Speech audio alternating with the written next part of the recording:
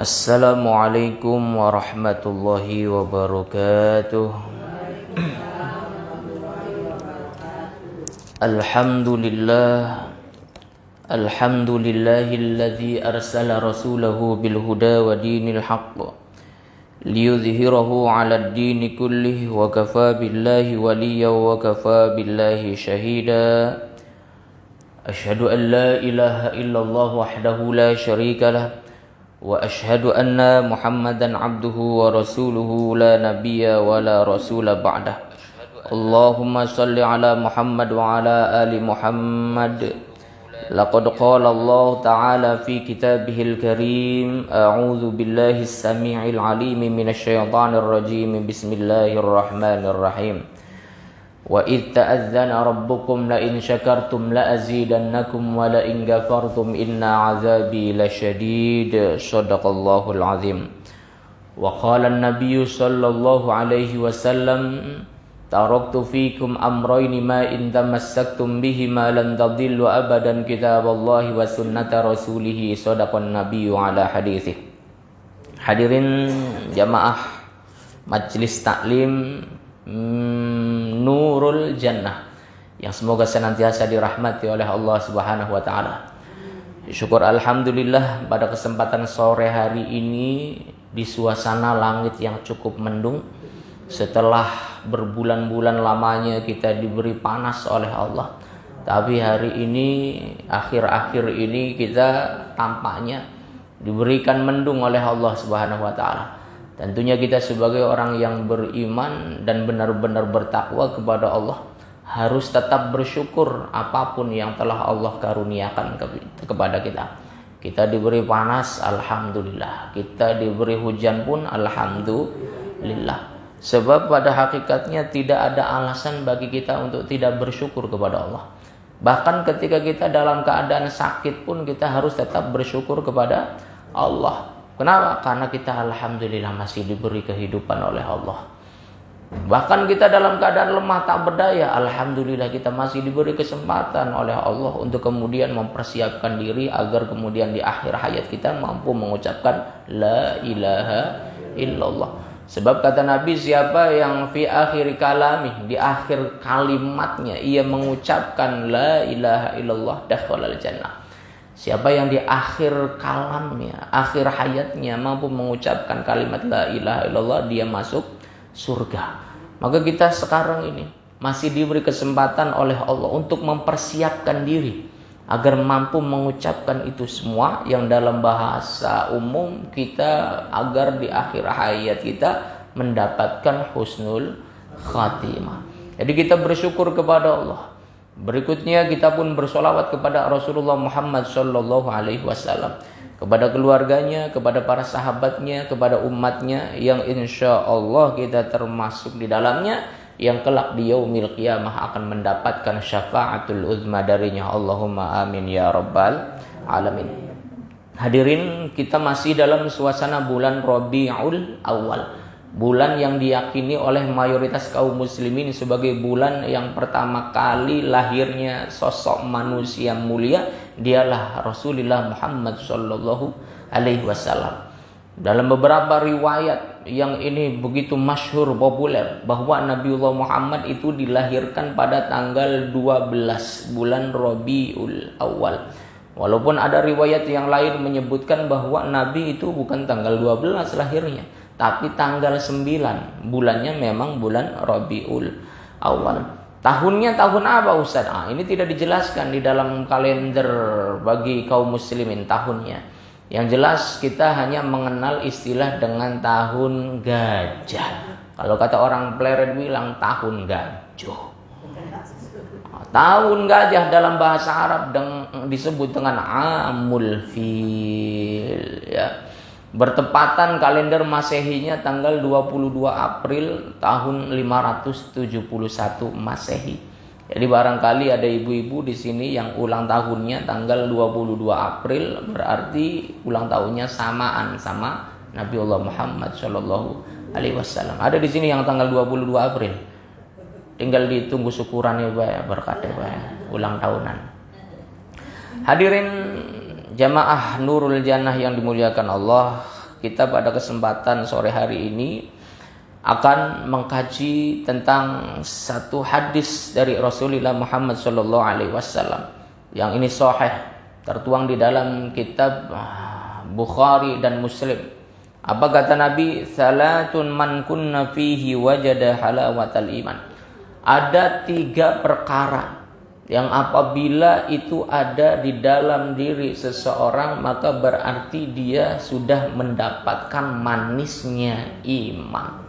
Ada berapa perkara tadi ibu-ibu? 3 apa telu? Kayak temen nih. Ada 3 perkara. Jare wong Cirebon ano telung perkara. 3 perkara yang apabila itu ada pada diri seseorang, maka dia termasuk orang sudah mendapatkan halawah iman. Apa itu halawah iman? Manisnya iman. Apa yang pertama? Ayyakunallahu wa rasulah ahabba ilaihi mimma siwahuma. Yang pertama, dia mencintai Allah dan Rasulnya melebihi mencintai daripada selain keduanya. Dia dibandingkan dengan hartanya, dia lebih cinta Allah dan Rasulnya, sehingga ketika diminta infak sedekah jariyah, dia akan dengan mudah untuk menunaikannya. Tapi kalau misalnya ada orang dia ternyata al-bakhilu wal meditu wal qoretu, ada pengumuman Bapak Ibu ada pembangunan masjid, Bapak Ibu ada pembangunan musola, Bapak Ibu ada pembangunan pondok pesantren, Bapak Ibu ada di sini kegiatan dakwah, kegiatan pengajian. Mohon untuk barangkali ada yang mau infak sedekah, segera kirimkan donasi terbaik Anda. Nah, kita al-bakhilu wal meditu wal qoretu.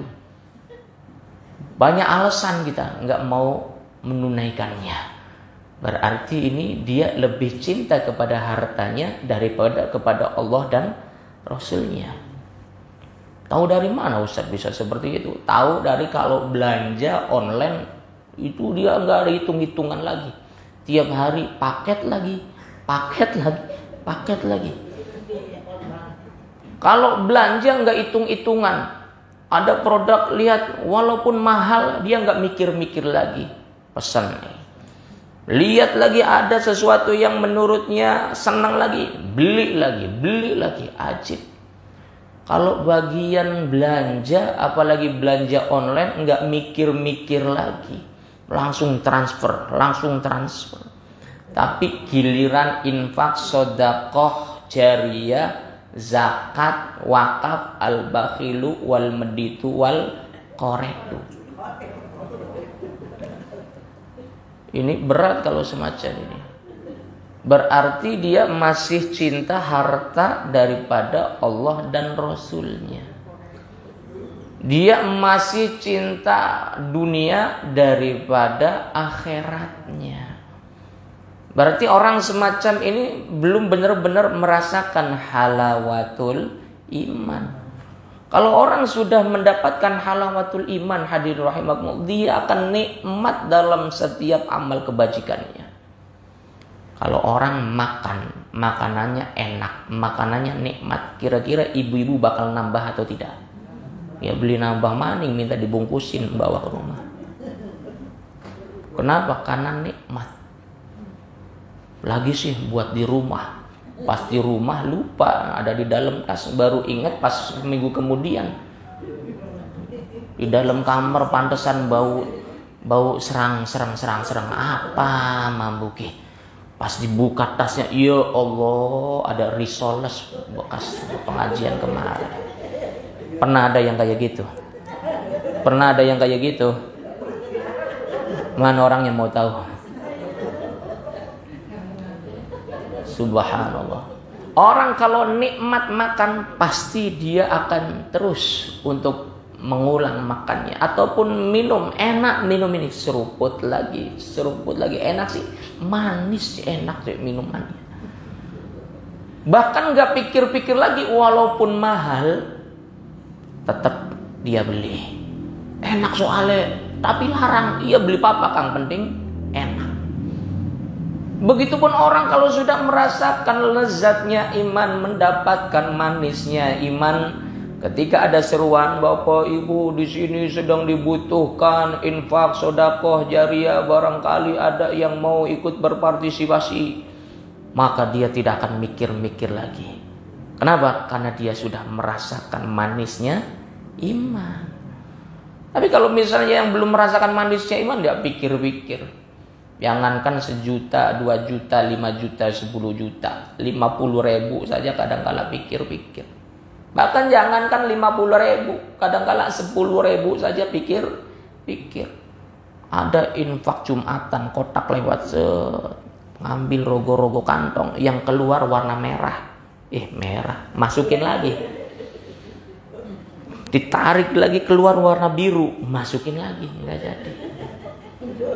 Cari. Dilihat ternyata yang keluar 2.000-an. Dia masih mikir lagi, lumayan 2.000 sih gue parkir. Cari yang 1.000 itu juga yang udah lecek hadirin. Ya Allah. Infak sedekah pakai uang 1.000, 2.000 itu juga sudah lecek uangnya, bekas kembalian di pasar keramat.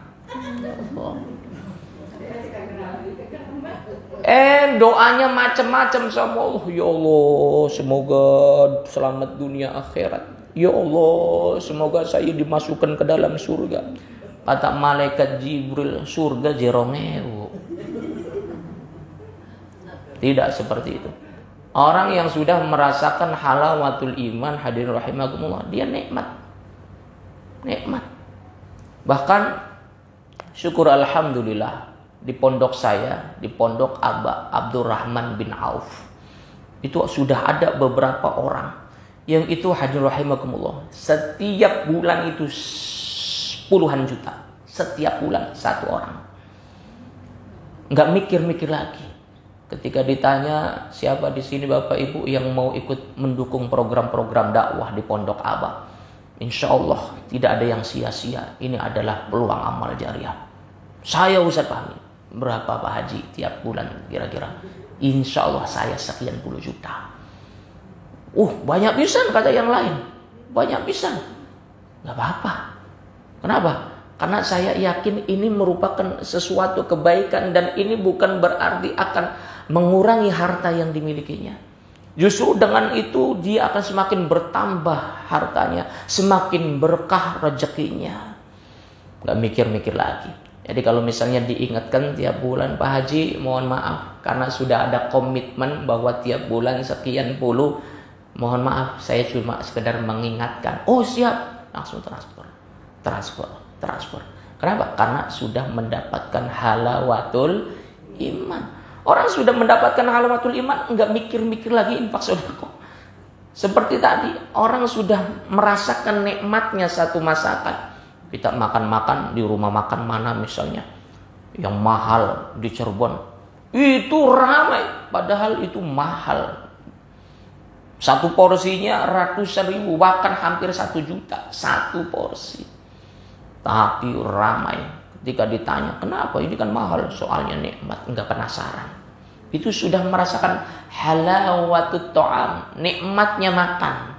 Apalagi halawatul iman. Maka semoga semua kita setia yang ada di sini menjadi orang-orang yang mendapat halawatul iman. Allahumma amin ya rabbal alamin. Contoh laginya apa halawatul iman? Ketika seseorang mencintai Allah dan Rasulnya melebihi daripada keduanya. Orang dia sholatnya nikmat. Jadi kadang-kala ada orang yang dia belum sholat tapi santai-santai saja. Misal kita lagi perjalanan menuju luar kota, masuk waktu zuhur. Sudah masuk waktu zuhur, bentar lagi asar, dia santai. Belum sholat. Ya, enggak temen deh, belum sholat kah? Dia belum sholat tapi tidak ada beban di dalam hati. Berarti belum ada merasakan halawatul iman.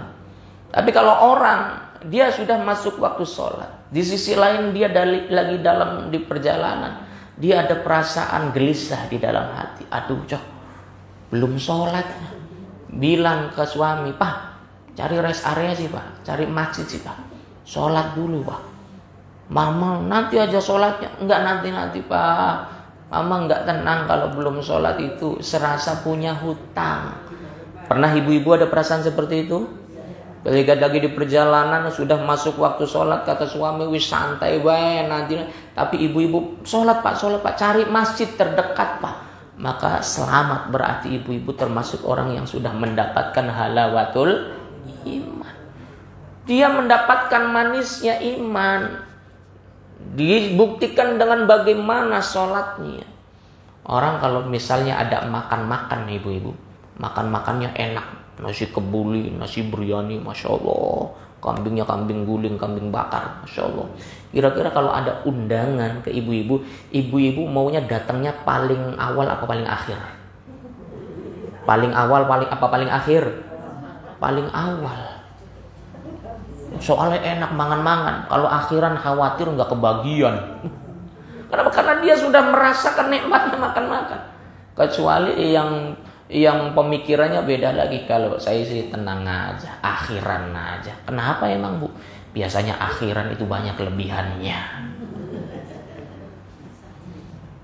Halawatul iman hadirahimahullah. Dia senantiasa orang-orang yang mendapatkan halawatul iman. Dia bersegera dalam perkara ibadah, bersegera dalam perkara kebaikan. Khawatir nanti udah gak nikmat lagi. Orang kalau sudah nikmat kan enak, langsung saja. Ini ada makan, ayo langsung makan. Jangan nunggu adem, mumpung masih angetan. Nikmat, ayo makan. Itu ibarat orang yang mendapatkan halawatul iman. Bahkan bukan hanya sholat fardu yang 5 rakaat. Sholat sunnah pun dia nikmat untuk melakukannya. Saya punya banyak kenalan, termasuk juga santri-santri saya di pondok sana. Kebetulan pondok saya itu banyak juga santri-santri yang yatim, santri-santri du'afa. Yang ada saudaranya datang bawa, Ustadz, ini keponakan saya mau mondok tapi nggak punya biaya Ustadz, begini. Ayo masuk. Nggak apa-apa, masuk.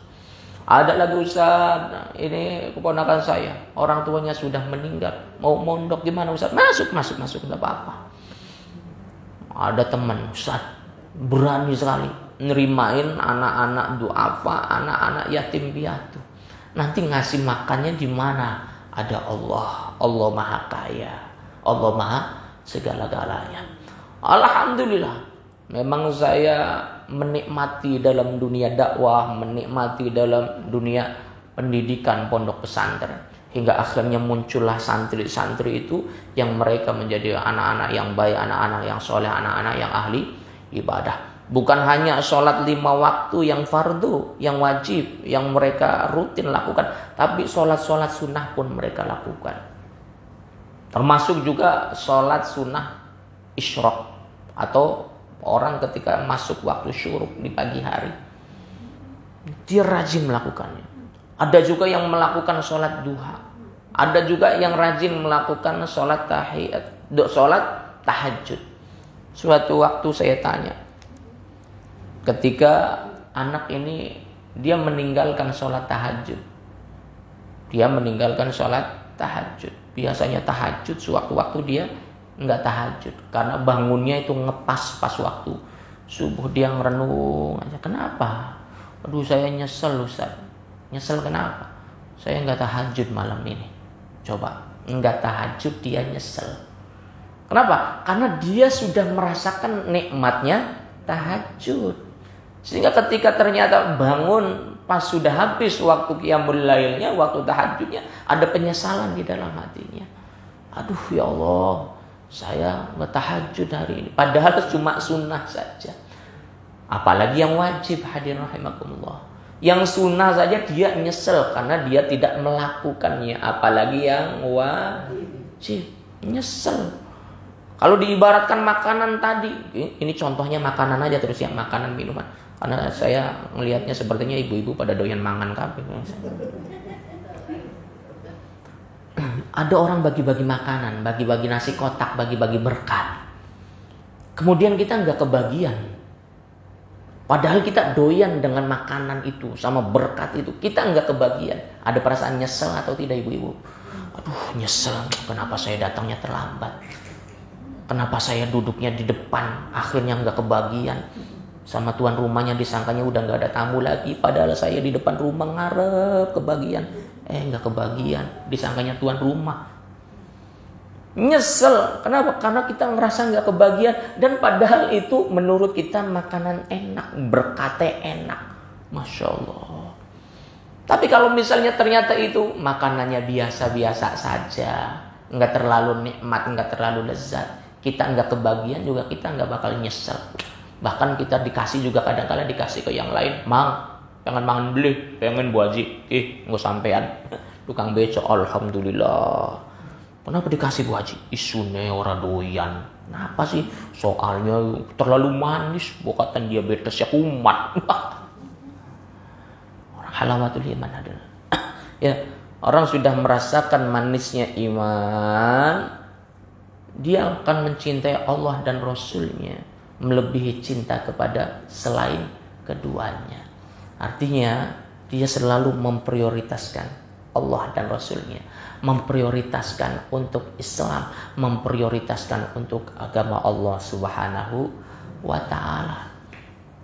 Tapi kalau misalnya dia waktunya sholat, dia lebih memilih untuk melakukan yang lain. Waktunya dia infak, sedekah, zakat, dia lebih memilih untuk belanja yang lain. Berarti dia lebih cinta kepada yang lain itu. Lebih cinta kepada dunia, lebih cinta kepada selain Allah Subhanahu wa ta'ala. Berarti orang belum merasakan halawatul iman.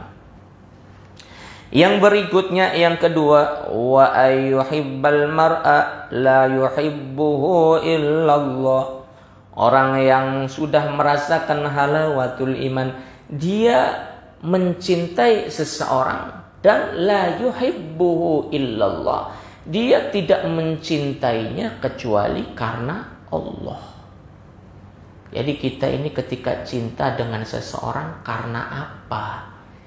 Ini maksudnya bukan masalah cinta antara suami dan istri saja, tapi cinta yang maknanya umum.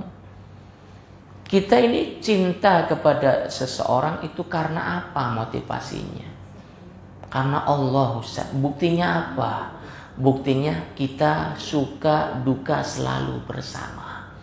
Karena kita sesama anggota majelis taklim.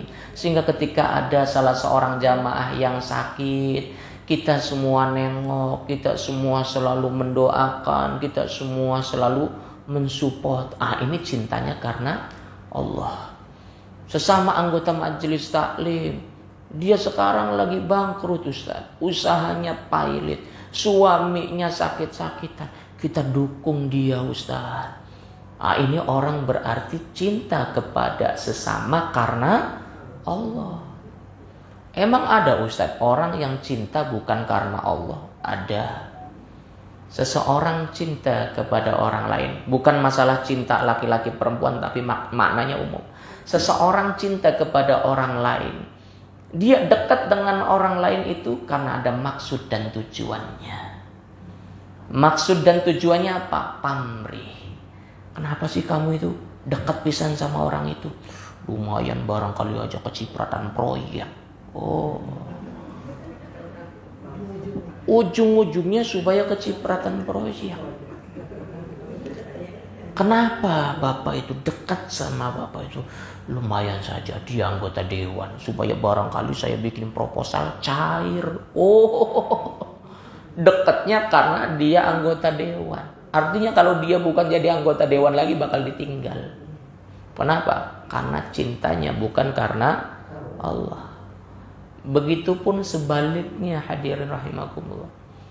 Para pejabat, sekarang ini lagi ramai, datang turun gunung. Saya ceramah di beberapa tempat, pasti saja ada pejabat, calon bupati yang di situ dia ikut sambutan, termasuk calon wali kota. Saya tablik akbar, maulid Nabi di banyak tempat, panitia bisik-bisik, Pak Ustadz, nanti akan datang Bapak ini. Ustadz, nanti akan datang Ibu ini, calon dari wakil bupati, calon bupati, calon wali kota, calon wakil wali kota. Ustadz, tolong beri waktu dia untuk sambutan, Ustadz. Dalam hati, Pas waktunya kampanye pada datang ke pengajian. Kemarin pada kemana, nggak pada nongol di pengajian. Kalau misalnya dia benar-benar cinta kepada masyarakatnya karena Allah, dia tidak akan pilih-pilih waktu. Oh, sibuk Ustaz, banyak pekerjaan, boleh alasan sibuk. Tapi sekarang juga musim kampanye juga sibuk, tapi tetap dibela-belain datang. Kenapa? Karena ternyata kebanyakan cinta kepada masyarakatnya bukan karena Allah, melainkan karena supaya dipilih. Ada atau tidak yang kayak gitu? Saya tanyanya ada atau tidak, jawabnya banyak.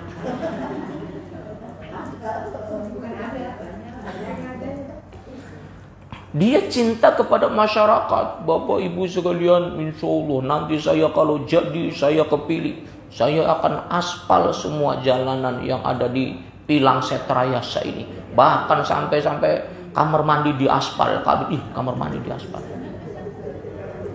Muluk-muluk kalau ngomong. Kalau cintanya bukan karena Allah, maka selesai kampanye, selesai pilkada, sudah selesai, ditinggalkan pula rakyatnya. Orang semacam ini cinta kepada orang lain bukan karena Allah, tapi kenapa? Supaya dipilih, Subhanallah. Saya itu ceramah bukan hanya ketika bulan Rabiul Awal, bulan Rajab atau musim hari-hari besar Islam, tapi di hari-hari lain pun saya sering keliling ceramah di mana-mana. Di situ jarang sekali pejabat yang datang. Ajib. Giliran sekarang musim politik banyak pejabat pada datang. Ustaz jangan suudzon si Ustaz suudzon baik. Keder beli suudzon Soalnya memang datangnya pas waktu pemilihan bupati baik. Datangnya pas pemilihan wali kota baik. Kemarin-kemarin pada kemana aja. Memang ada pejabat-pejabat yang dia peduli. Ketika masih ngejabat, dia sering ngontak, Assalamualaikum Pak Ustaz, gimana kabarnya? Hanya sekedar menanyakan kabar. Ada, dimaklumi barangkali repot. Tapi kalau misalnya yang ketika musim pemilu, dia terjun ke rakyat luar biasa semangatnya. Selesai musim pemilu, dia jadi terpilih jadi pemimpin, lupa bleng laka kabar. Ini orang-orang yang dipastikan cintanya bukan karena Allah. Kalau cintanya bukan karena Allah, udah ditinggal begitu saja. Ustaz, kok bisa menghukumi seperti itu? Karena Imam Syafi'i menyampaikan, nahnu nahkumu bidzawahirihi wallahu ya'lamu bisarairihi. Kami ini hanya menghukumi apa-apa yang nampak. Sementara di balik itu semua, apa yang terjadi, saya tidak bisa menghukuminya. Jadi kalau kita ngelihatnya A, ya kita harus menghukumi A. Kalau ngelihatnya B, kita harus menghukumi B. Kalau ngelihatnya C, kita harus menghukumi C. Jangan kita ngelihatnya C, kita kemudian menghukumi, ini bukan C, kayaknya si B. Ini bukan C, kayaknya si A. Enggak seperti itu. Seorang muslim ketika menghukumi itu yang tampaknya saja, yang kelihatannya saja. Pejabat ini baik nih. Ketika musim pemilu dia terjun ke masyarakat, ketika di luar musim pemilu pun dia dekat dengan rakyat. Berarti ini orang baik. Tapi kalau kita ngelihat ini orang dekat dengan rakyatnya kalau pas musim pemilu saja. Kalau nggak musim pemilu dia nggak dekat sama rakyat. Berarti ini orang nggak baik. Itulah yang dimaksud dengan nahnu nahkumu bidzawahirihi wallahu ya'lamu bisarairihi. Kita itu menghukumi yang nampak saja. Sementara yang nggak nampak kita tidak bisa menghukuminya. Sama seperti halnya ada orang urakan, penampilannya kayak preman. Tiba-tiba ada di depan rumah kita. Tilang, tilong, tilang, tilong. Ngerti tilang, tilong? Tilang, tilang, tilong. Ini bahasa apa ya tilang, tilong ya? Apa yang ada di dalam hati kita, penilaian kita hadirin? Jangan-jangan maling ini. Jangan-jangan maling. Ya wajar. Karena penampilannya urakan. Jangan kemudian kita, jangan suudzon. Barangkali dia sales mau jualan itu kompor gas. Wah, sales jualan kompor gas penampilannya kayak gitu. Jangan suudzon, barangkali dia orang baik. Enggak. Kelihatannya dari penampilannya bukan orang baik. Jadi kita dalam Islam juga bukan melulu diajarkan kita harus selalu husnudzon, berprasangka baik, kita harus selalu positif thinking. Enggak. Kita pun ada kalanya kita diajarkan agar kemudian kita menjaga diri kita lebih waspada terhadap berbagai kemungkaran, ketidakbaikan yang akan menghampiri diri kita. Dan inilah seorang muslim yang cerdas. Maka orang-orang yang beriman, hadirin rahimakumullah, dia ketika mencintai seseorang pastikan itu cintanya karena Allah. Ibu-ibu semua di sini mencintai suami karena Allah. Suami pun mencintai istri karena Allah. Walaupun mohon maaf, saya ingin menyinggung di sini terkait dengan masalah cinta. Cinta dengan sayang itu beda, hadirin. Halo. Cinta dengan sayang itu beda. Apa bedanya? Wau usah cinta karo sayang lu. Cari wong pleret. Wong Sirtraya saya nggak tahu gimana. Apa bedanya cinta dengan sayang? Kalau cinta itu terbatas dengan ruang dan waktu, sementara sayang tidak pernah terbatas dengan ruang dan waktu. Itu bedanya. Cinta terbatas dengan ruang dan waktu, sementara sayang tidak pernah terbatas dengan ruang dan waktu. Contoh, ketika kita membeli pakaian, membeli baju. Ibu-ibu pernah beli baju atau belum? Halo, ibu-ibu udah pernah beli baju atau belum? Wah, sering pasti online maning. Kalau misalnya ibu-ibu beli baju itu pilihnya yang jelek apa yang bagus? Itulah cinta. Itulah cinta. Kita carinya yang bagus, yang nyaman, yang bahannya bagus. Apalagi harganya murah. Wah, itu yang paling dicari tuh. Orang kita yang pengen bagus tapi murah. Nah, orang kita. Kita ketika membeli pakaian, membeli baju, ini emak-emak biasanya, ibu-ibu, carinya yang bagus. Itulah cinta.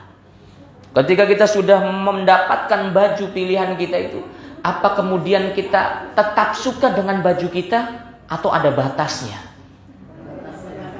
Suka terus-terusan apa ada batasnya? Ada batasnya. 2 tahun yang lalu ibu suka baju gamis yang warna pink. 2 tahun yang lalu. Sekarang jarang dipakai. Kenapa bu jarang dipakai? Udah gak suka. Itulah cinta.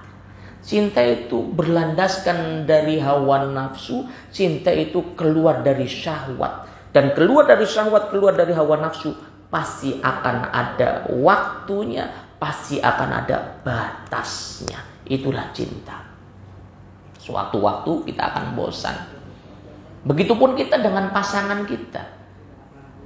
Seorang suami menikah dengan istrinya, alasannya apa? Mama itu sangat mempesona, sangat cantik, sangat manis. Tapi itu dulu. Itu dulu. Emang sekarang gimana? Begitupun sebaliknya.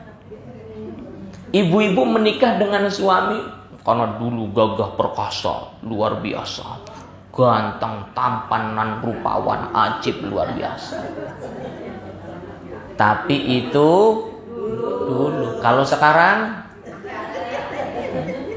ini saya rekam ini nanti di-share, dilihat sama suaminya masing-masing. Dulu kita menikah dengan pasangan kita karena kita cinta, suka. Lihat ganteng, kaseh, gagah perkasa. Begitupun sebaliknya. Sang suami menikahi istrinya, kenapa milih mama dulu? Karena cantik, karena manis, karena keibuan kadang-kala. Tapi apakah ibu selamanya? Ternyata tidak. Seiring berjalannya waktu, kita sebagai istri melihat suami, blending teman weteng aku. Ngerti blending? Perutnya gede, buncit perut, dicubitin terus-terusan suami. Gemes. Begitupun suami ngelihat istri, aduh ya Allah, kulit udah pada kendor, ya Allah, udah pada peot, ya Allah, rambut sudah beruban, ya Allah. Ada perasaan bosan di situ. Saya yakin ada perasaan bosan. Kenapa? Karena cinta. Karena cinta. Muncullah di situ kadang-kala bertengkar urusan, itu kan. Kenapa? Berawal dari cinta. Cinta. Cinta itu ada waktunya, ada masanya. Tapi sayang tidak ada batasan waktu, tidak ada masanya. Ibu-ibu sekarang masih bertahan dengan suami, apa karena ibu-ibu cinta kepada suami? Oh enggak, apa yang dicintain udah nggak gagah kayak dulu lagi. Waduh. Tapi kenapa sampai sekarang masih bertahan? Karena sayang. Sayang itu kalau bahasa orang Cirebon eman. Eman, sayang. Walaupun kayak gini juga suami saya. Dulu hidup bersama, suka duka dilalui bersama. Manis pahit kita lalui bersama. Sekarang kita sudah menua berdua. Kita tinggal menikmati masa tua dengan yang bebek tercinta.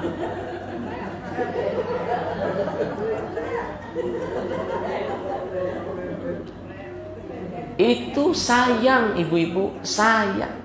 Yang menyebabkan ibu-ibu sampai sekarang ini masih bertahan dengan suami bukan karena cinta, tapi karena sayang. Cintanya sih udah gak cinta, apa yang dicintai? Sakit encok sering kumat, lagi jalan-jalan di mall tiba-tiba geliengan gara-gara darah tinggi naik. Mama berhenti dulu. Apa yang dicintain dari seperti itu? Gak ada cinta. Sama seperti halnya kita beli baju lagi, contohnya baju. Kita sudah punya baju, awalnya kita suka. Sekarang kita sudah nggak suka lagi. Kenapa? Karena kita sudah punya baju-baju yang baru. Tapi kenapa kita dengan baju yang baru itu kita nggak buang saja baju itu? Kenapa kita baju yang kita udah nggak suka itu kita nggak buang saja? Karena eman, karena sayang. Lumayan, walaupun saya nggak suka, walaupun udah pada bolong, dicokoti corok, ya lumayan. Buat santai di rumah, buat masak enak, ada seriwing-seriwingnya, acit, ada seriwing-seriwing. Baju kita sudah nggak suka lagi, baju kita udah nggak suka lagi. Tapi kenapa nggak dibuang sama kita? Karena sayang, eman. Sayang tuh seperti itu. Begitupun kita kepada suami. Kita udah gak suka lagi apa yang disukai. Udah pada keriput semua. Perut udah blending gitu kan. Rambut sudah putih. Jalan sudah leglok. Kenapa kita masih bertahan padahal kita sudah tidak cinta lagi? Karena kita punya rasa sayang. Makanya kita ketika mendoakan orang menikah, kita doanya dengan sakinah, mawaddah, warahmah. Sakinah itu artinya tenang, hadirin.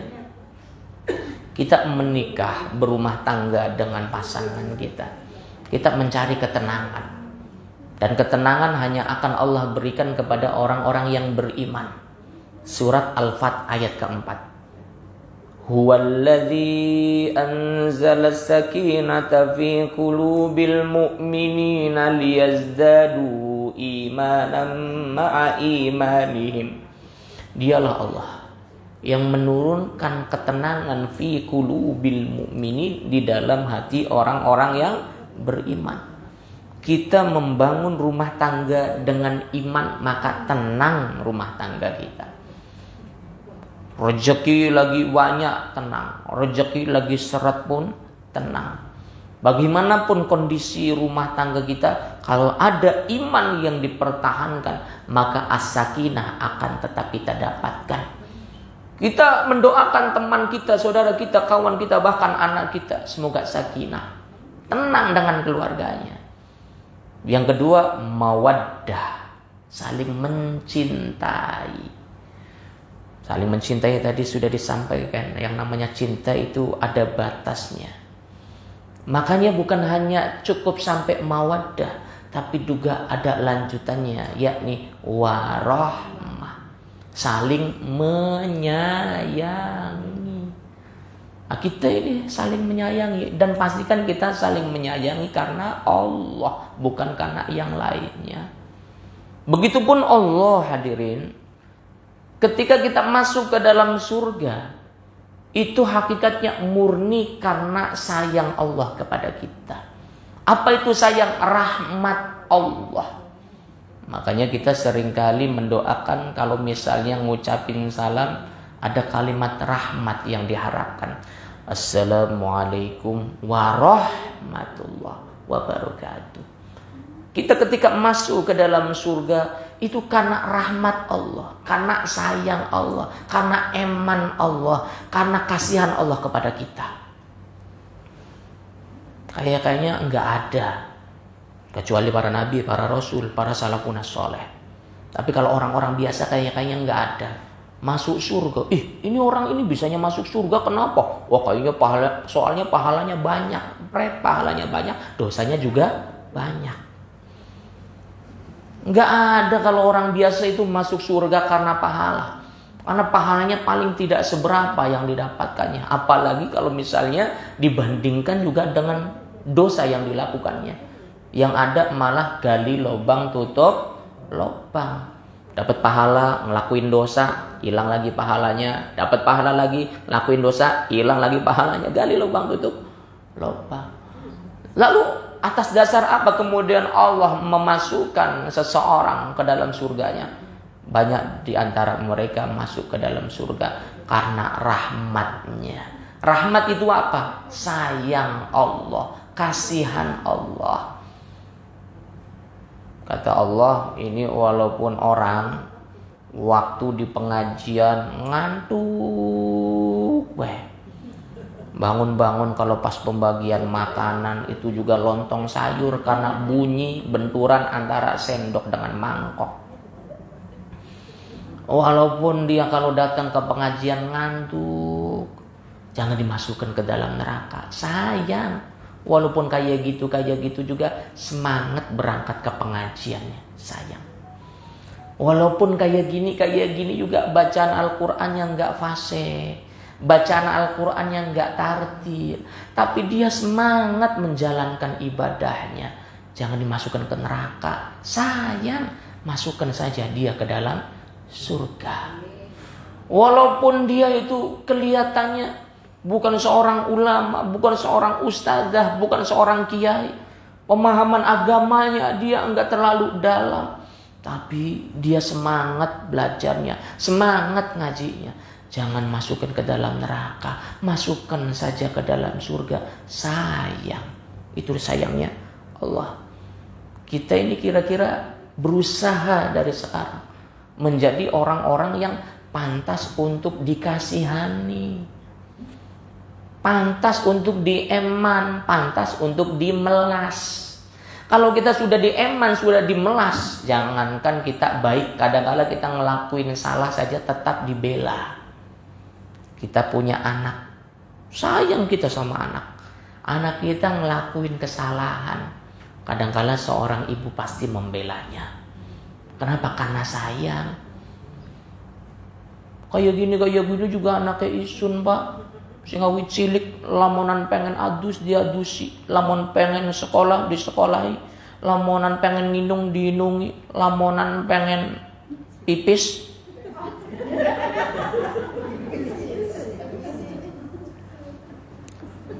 orang kalau sudah mendapatkan rahmatnya Allah, insya Allah aman, Pak. Kita sudah mendapatkan rahmatnya Allah, insya Allah aman, Ibu.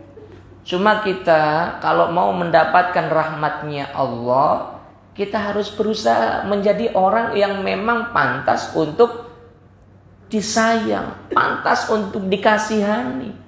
Karena ada orang-orang yang gak pantas untuk dikasihani.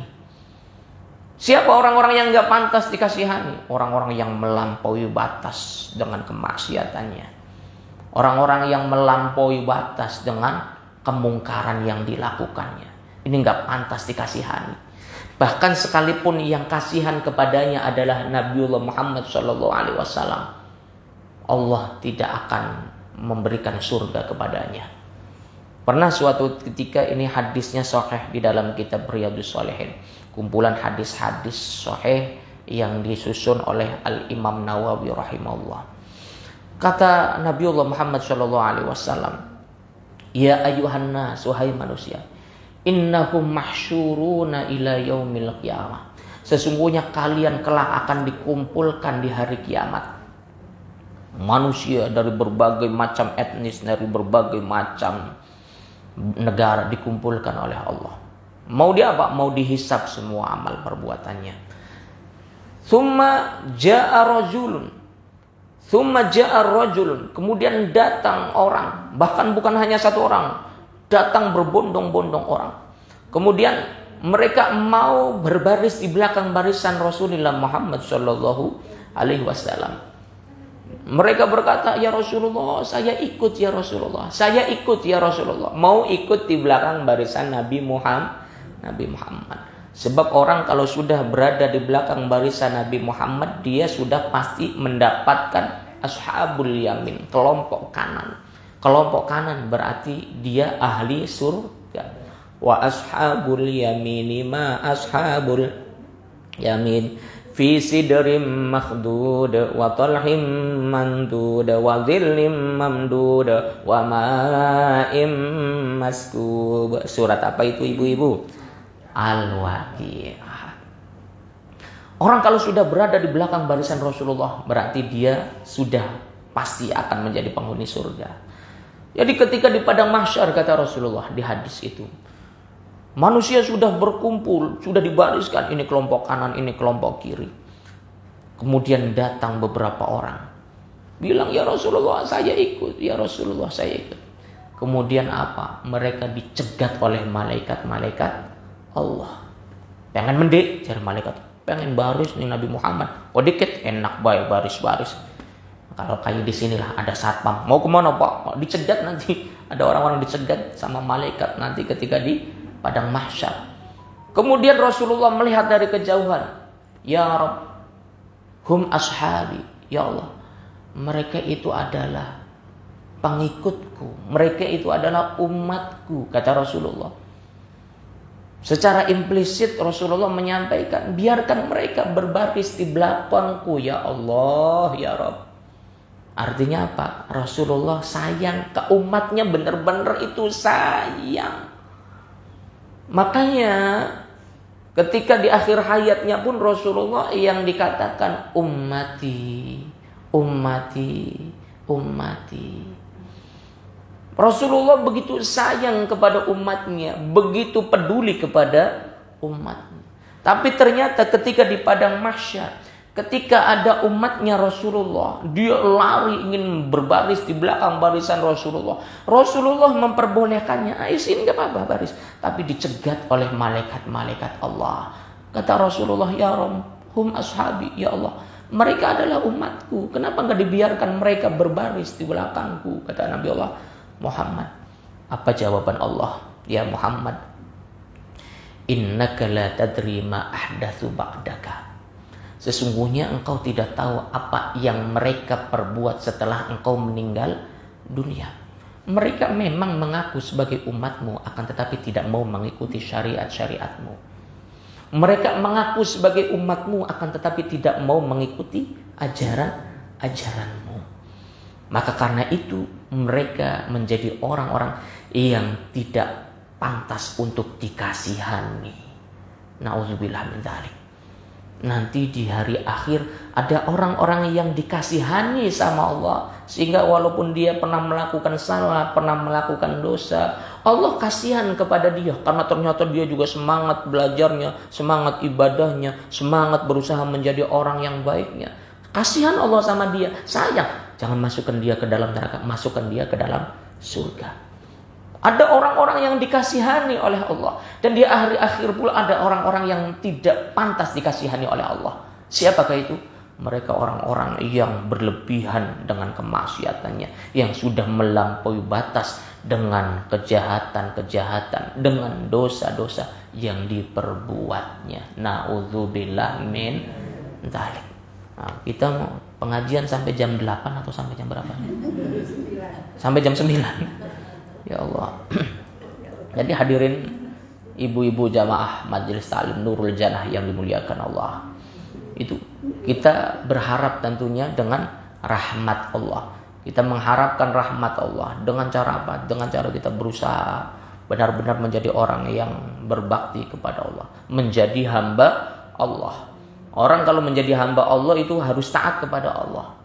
Kalau orang mengaku hamba ke Allah tapi dia tidak taat kepada Allah, tidak mau benar-benar melakukan apa yang diperintahkan oleh Allah, dan tidak mau meninggalkan apa-apa yang diharamkan oleh Allah, berarti dia belum benar-benar menjadi hamba Allah.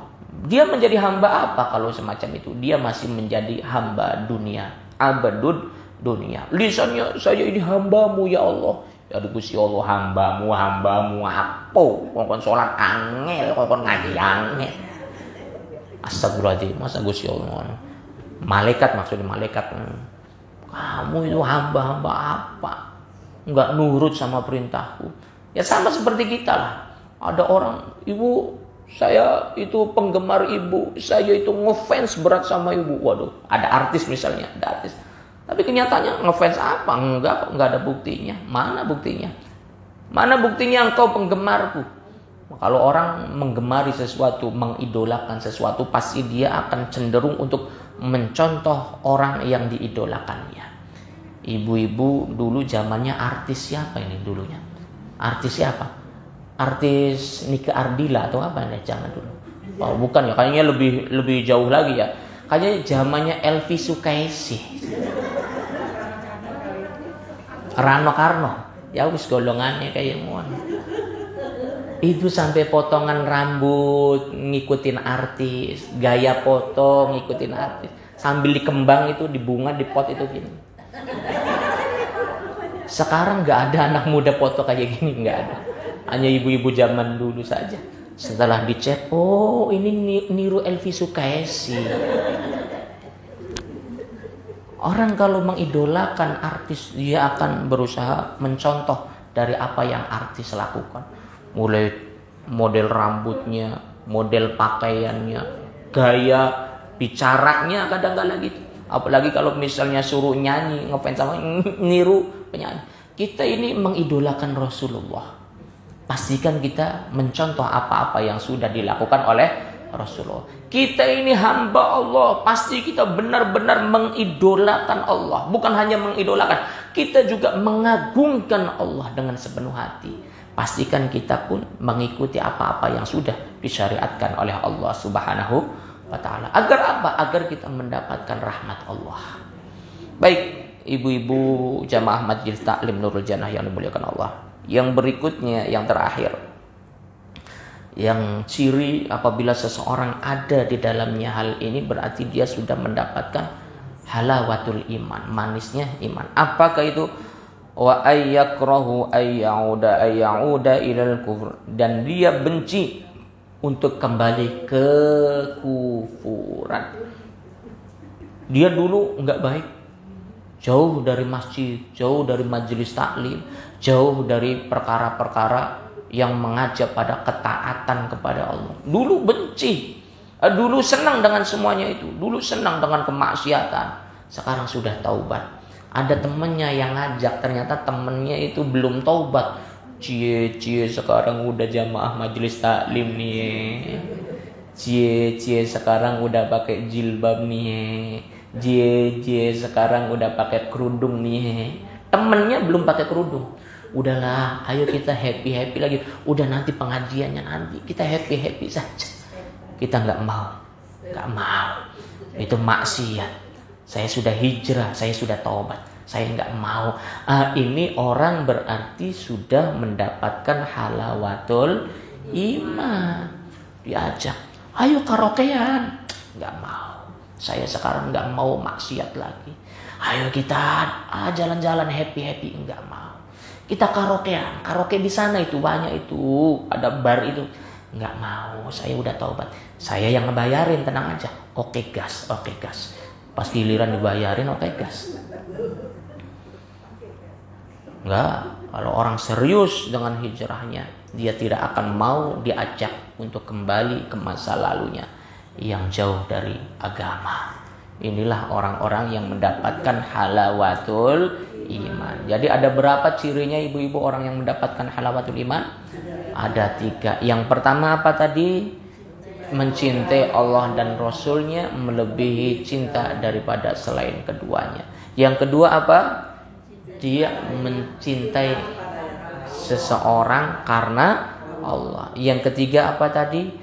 Dia benci untuk kembali pada masa lalunya yang jauh dari agama. Wallahu a'lam bishawab. Barangkali ada yang ingin disampaikan, ditanyakan, dipersilahkan. Ada? Mangga Bu. Boleh nggak kalau kita tuh berprasangka, kalau kita bersedekah ya, berprasangka gitu, oh ini diterima kok nggak ya, benar nggak sih penyalurannya gitu? Iya. Kadang ada ya yang beri laporan gitu, ada juga yang enggak. Boleh nggak kita berprasangka? Iya. Sebaiknya ketika kita sudah bersedekah, maka di situ kita berhusnudzon, berprasangka baik, sudah selesai. Berarti kita termasuk orang yang ikhlas. Adapun kemudian khawatir disalahgunakan, biar dia urusannya dengan Allah. Yang penting kita sudah bersedekah, kita sudah memberikan sebagian daripada rezeki kita untuk di jalan Allah. Ya, kalau di dalam hati saja gimana Ustadz? Nggak apa-apa kalau hanya di dalam hati. Ya, kalau hanya di dalam hati kita pikiran, ini benar nggak sih sebetulnya ini digunakan buat dakwah? Benar nggak sih buat yatim piatu? Benar nggak sih buat fakir miskin? Kalau itu hanya di dalam hati, maka ini tidak apa-apa. Yang nggak boleh itu kalau kita keluar dari hati kita, kita ngomong kemana-mana. Ngomong ke ibu-ibu majelis taklim, ngomong ke ibu-ibu sayuran, ngomong ke ibu-ibu komplek. Tahu nggak ibu? Itu tuh yang biasa sedekah tuh. Kita itu ngirim sumbangan itu. Jangan-jangan itu disalahgunakan. Lihat aja itu. Kalau sudah seperti ini maka tidak boleh. Kenapa? Karena berarti kita sudah membicarakan sesuatu yang belum tahu faktanya.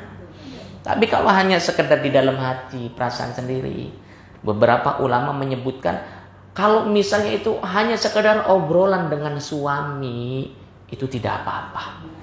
Ini bukan termasuk gibah, Ibu.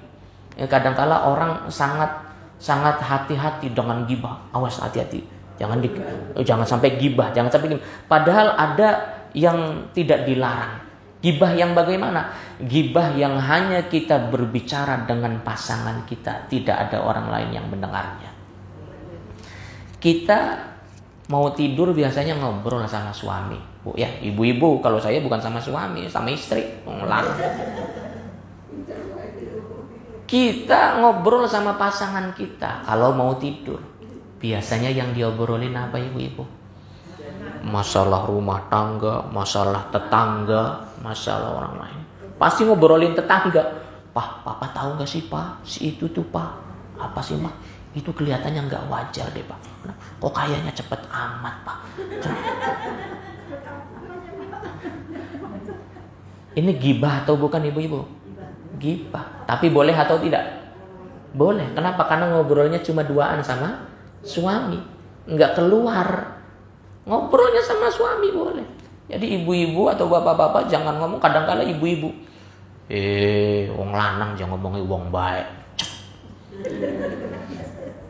Suaminya mau cerita tentang temennya di tempat kerja. Mah, papa tuh punya teman di kantor itu. Orang yang nyebelin tahu. Padahal dia nggak tahu kinerjanya. Jangan ngomongin orang terus, kata istrinya. Padahal nggak apa-apa. Kenapa? Karena ngobrolinnya cuma duaan. Ngobrolinnya cuma duaan. Jangan keluar. Yang nggak boleh itu kalau ngobrolin orangnya itu di warung sayur ngomongin, di warung jamblang ngomongin, naik beca sama mamang beca ngomongin. Allah.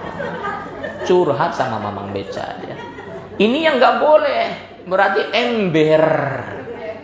Bocor kemana-mana. Ini yang ghibah, yang diharamkan. Tapi kalau dengan pasangan kita di dalam keluarga, hunna libasul lakum wa antum libasul lahunna. Saling menutupi aib antara satu dengan yang lainnya. Tadi malam pasangan kita ngomongin si fulan. Kita sebagai pasangan nggak mungkin kita membocorkan. Tahu nggak? Tadi malam suami saya ngomongin kamu. Tidak mungkin. Rahasia. Nggak bakal dibocorkan. Makanya ketika kita membicarakan kekurangan orang lain dan pembicaraan itu hanya ada di dalam kamar dan hanya kita dan pasangan kita yang tahu, ini bukan termasuk ghibah yang diharamkan. Monggo, Bu. Lupa niat.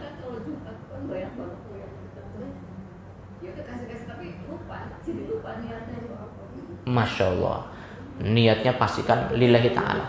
Itu udah merasakan halawatul iman. Orang merasakan halawatul iman, dia sodako. Bukan hanya lupa niat, lupa nominal uang yang sudah dikeluarkan. Datang brol lagi. Insya Allah berarti ibu termasuk orang yang sudah mendapatkan halawatul iman. Allahumma amin ya rabbal alamin. Jadi sodakohnya nggak dihitung-hitung lagi. Tadi 10.000 lagi. Oh, sehari ini sudah 100.000. Dihitung-hitung. Ya boleh, nggak apa-apa. Tapi kalau yang sudah benar-benar mendapatkan halawatul iman, dia nggak pikir-pikir lagi. Ada yang minta sumbangan. Ya, wallahu a'lam bishawab. Sudah jam 5 lebih 10 menit. Bonus 10 menit nggak apa-apa, khusus buat ibu-ibu Nurul Jannah. Masya Allah. Sekedar informasi, insya Allah bulan Desember tanggal 25 ada program umroh dengan travel yang ada di pondok saya. Barangkali ibu-ibu mau ikut umroh bareng nanti sama saya, maka bisa daftar. Nanti hubunginya nomor saya saja pribadi. Nanti saya kirim nomornya ke Ibu Dean saja. Nanti bisa, barangkali ada ibu-ibu yang mau ikut umroh nanti tanggal 25 bulan Desember. Di bulan Januarinya juga ada, di bulan Maretnya juga ada. Barangkali ada yang mau ikutan, barangkali juga ada saudara, ada anak, ada kawan yang mau ikutan. Boleh nanti dikabarkan kepada mereka. Semoga ini menjadi jalan amal soleh untuk ibu-ibu sekalian. Kita bisa mengunjungi tanah suci, kita berdoa langsung di hadapan Baitullah. Kita berdoa bersama kepada Allah. Semoga pengajian kita pada kesempatan sore hari ini banyak manfaat, banyak hikmah, banyak faedah yang kita dapatkan. Allahumma arhamna bil Qur'an waj'alhu lana imaman wa nuran wa hudan wa rahmah. Allahumma zakkirna minhu ma nasina wa 'allimna minhu ma jahilna warzuqna tilawatahu ana al-laili wa atrafan nahar waj'alhu lana hujjatan ya rabbal alamin. Rabbana taqabbal minna salatana wa siyamana wa ruku'ana wa sujudana wa tadarru'ana wa tammim taksiruna innaka antas sami'ul alim wa tub alaina innaka antat tawwabur rahim. Allahumma ighfir lana dhunubana wa liwalidayna warhamhuma kama rabbayana shighara. Rabbana atina fid dunya hasanah wa fil akhirati hasanah wa qina adzabannar. Wa sallallahu ala sayyidina Muhammadin wa ala alihi wa sahbihi wa baraka wa sallam. Subhana rabbika rabbil izzati amma yasifun wa salamun alal mursalin walhamdulillahi rabbil alamin. Wal afu minkum subhanakallahumma wa bihamdika asyhadu an la ilaha illa anta astaghfiruka wa atubu ilaik. Wal afu minkum. Assalamualaikum warahmatullahi wabarakatuh.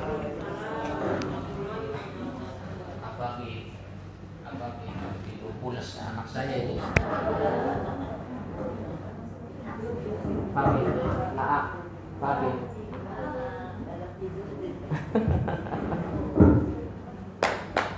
Papi.